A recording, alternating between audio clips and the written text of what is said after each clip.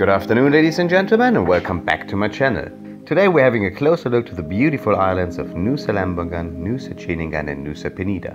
At the end of the video we will be taking a comparison to see which island might be the best one for you to visit.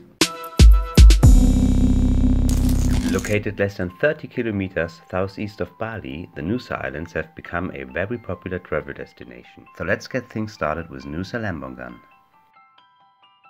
Lembongan has a pretty good touristic infrastructure, but is way less visited than Bali.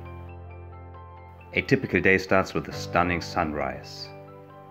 The island is very relaxed and definitely less stressful than the mainland of Bali.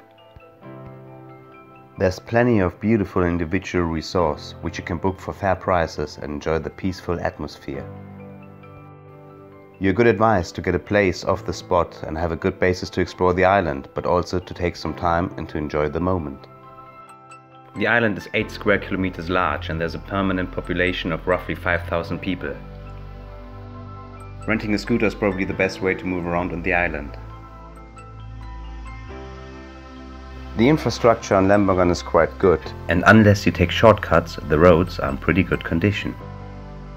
With a scooter you can explore the island, stop here and there at beautiful beaches such as Mushroom Bay.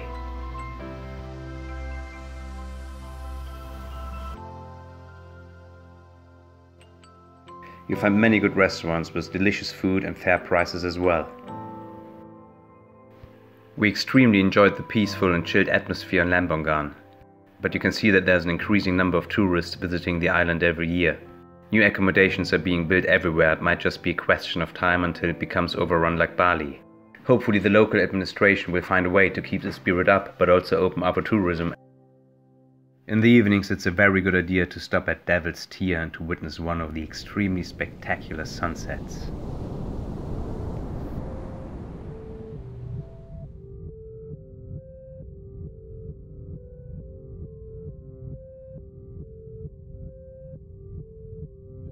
We continue with Nusa Ceningan, which is connected via the yellow bridge with Nusa Lembongan.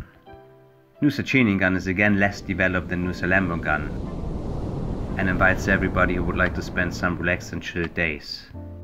You will find beautiful beaches. Here and there you find some cute places, whether it's accommodation, bars or restaurants to hang out and chill. The scenery along the roads and the passes of the island is just stunning and spectacular. Due to the huge waves, there are some notable surf points around Nusa Ceningan. The waves are incredibly powerful, and apparently some people are brave or stupid enough to jump down here into the waves. From time to time you find beautiful little cute restaurants to hang out, spend some time, have a drink and something to eat. A very popular place in Ceningan is the Blue Lagoon, which invites you to have a look at the powerful waves, how they're clashing against the limestones. Here again, apparently some people are brave or stupid enough to cliff jump down into the current. When you take a boat onto the third island, you see a lot of seaweed farms and mangrove forests. The largest but again less developed island is Nusa Penida. Nusa Penida is again less developed than Ceningan and is a pure adventure for every visitor. The roads are anything else but in good condition, and a car might be a better solution than a scooter. On its over 200 square kilometers there's very little tourist infrastructure, which makes it very interesting for their visitors. The beautiful Crystal Beach is probably the most touristy spot on the island and offers brilliant snorkeling. We've seen this little cute sea snake, but also octopus and moray eels. Snorkeling trips can be booked from all 3 islands. You'll find many beautiful places on the island, such as this natural pool called Angel Billabong.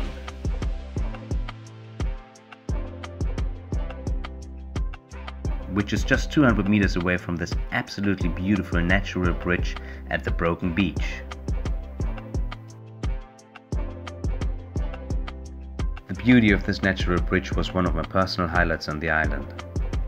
You just gotta love Nusa Penida for its natural spirit. You see all kind of animals running around, such as chickens, goats and this piggy family. Probably the most popular tourist destination is Penida's Killing King Beach, which some people are saying has the shape of a T-Rex. Apparently every year several tourists are dying because they're trying to take selfies and they're accidentally falling down. Everybody is invited to walk down the countless stairs in the midday heat. Nusa Penida has some great diving opportunities and is also famous for its manta point. We were lucky and we've seen several animals while we were there. It was such a privilege to swim with these peaceful giants of the ocean. You have a very high chance to see them there, but still there's no guarantee. So it might be a good idea to check with the dive schools around how the sightings were in the last couple of days when you're there. When we were there, the number of present tourists was still acceptable. I just hope the authorities will find a way to prevent this from becoming a tourist attraction where hundreds of tourists are chasing one animal through the ocean. In conclusion, I can say that I extremely enjoyed every minute I spent of any of these 3 islands. And if you think that Bali is too overrun and too touristy for you, these might be very good opportunities. It's very easy to jump in between these 3 islands and to just stay on one of them and to visit the other ones. So it's just a question of your personal preferences on which island you'd like to stay. Nusa Lembongan has the best infrastructure, probably also the widest range of restaurants, accommodation, and also in terms of getting from and to the island. Nusa Ceningan is again less crowded and super chilled. Even though you find nice surf spots on every of these islands, Ceningan apparently has some world-class surfing spots. Nusa Penida is probably the place for the people who are looking for an adventure and like to be really off the spot. Next to its natural beauty, Penida also offers world-class diving and might be therefore interesting for divers. The last videos on this channel are about natural swimming and snorkeling with whale sharks in the Philippines, as well as a less natural offer, which you will find in the end card. The next videos will be some great drone shots of the amazing rice fields of Yatilui, a great stay in beautiful Munich including a visit to the incredible castle Neuschwanstein, Croatia's amazing Zagreb, followed by stunning Rovinj and the Plitvice Lake National Park. We're then taking on a road trip through freezing Scandinavia, hunting northern lights, a visit in Tromsø, and head through the amazing nature right up to Europe's most northern point. That's it for the time being, ladies and gentlemen. Please like, comment and share this video if you liked it, and make sure you hit the subscribe button for future adventures. Thank you very much for watching and see you soon, your Mitch Swift.